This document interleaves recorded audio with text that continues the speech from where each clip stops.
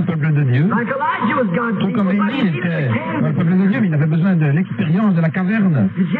Avez-vous déjà remarqué? Ce ne sont pas les petites vagues qui reflètent les étoiles. Il y a beaucoup de bruit, mais c'est le petit étang calme qui reflète les étoiles. Bien souvent, nous nous sommes trop appuyés sur les vagues. Je crois qu'il y a des vagues, mais vous savez, ce qui fait qu'il y a des vagues, c'est parce que c'est pas profond, c'est vrai. Je me souviens un jour, mon papa et moi, nous allions dans les champs pour aller chercher la nourriture, là, et les remplir dans une charrue, dans une charrette. Et je me demande combien sont nés dans une ferme ici. Nous avions là ce genre de chariot, et parfois, sur la rue, ça cognait partout sur les pierres, bon, ça sautait. Ça faisait le bruit le plus terrible que j'ai jamais entendu. Mais lorsque le chariot était rempli de toutes ces bonnes choses de la ferme, et nous puissions revenir, alors on n'entendait plus tous ces bruits. Il était bien chargé. Ce qu'il nous faut ce soir, c'est d'être rempli de l'amour de Dieu, de sa puissance, attendant jusqu'à ce que cette petite voix douce nous rencontre. Dans cette convention, attendons d'entendre sa voix. C'est un défi pour nous. Attendez jusqu'à ce que nous sachions ce que nous faisons. Attendez que sa voix parle, et alors nous saurons où aller.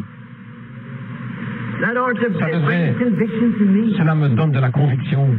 Quelqu'un dit, quand nous regardons, regardez ça, voilà, voyez, là, la foule, ne pensez-vous pas que nous devrions suivre? Non, attendez Dieu. Devrais-je joindre cette église? Attendez-vous à Dieu. Si vous pensez qu'ils ont un grand réveil là, attendez-vous à Dieu. Que ce soit Dieu qui parle, attendez que Dieu parle. Alors vous pourrez parler, vous avez un message. Vous pouvez aller dans l'eau et sauter, faire beaucoup de bruit, mais attendez-vous à Dieu. Quand entendu toutes ces choses qui sont... Qu'avez-vous entendu là-dedans? Nous avons entendu la confusion, nous avons entendu des hauts et des bas, nous avons entendu des organisations différentes, des grandes choses comme ça. Mais où Dieu se trouve-t-il dans toutes ces choses? Nous avons besoin d'hommes qui soient loin, des hommes qui savent où ils se tiennent, des hommes qui ont rencontré Dieu face à face et qui ont parlé avec lui. Vous êtes mes témoins. Après que le Saint-Esprit soit venu sur vous. Les choses que je ferai, vous les ferez aussi. Après que le Saint-Esprit soit venu sur vous. Vous serez mes témoins. Ceux-ci suivront ceux qui croient. Nous voulons attendre. Jésus leur a dit, après qu'il était avec eux, il s'était réjoui, il était revenu, le diable était soumis. Il a dit, vous n'êtes pas encore prêts. Allez à Jérusalem et attendez d'être remplis. Vous ferez trop de bruit, trop de vapeur, simplement pour faire aller le sifflet.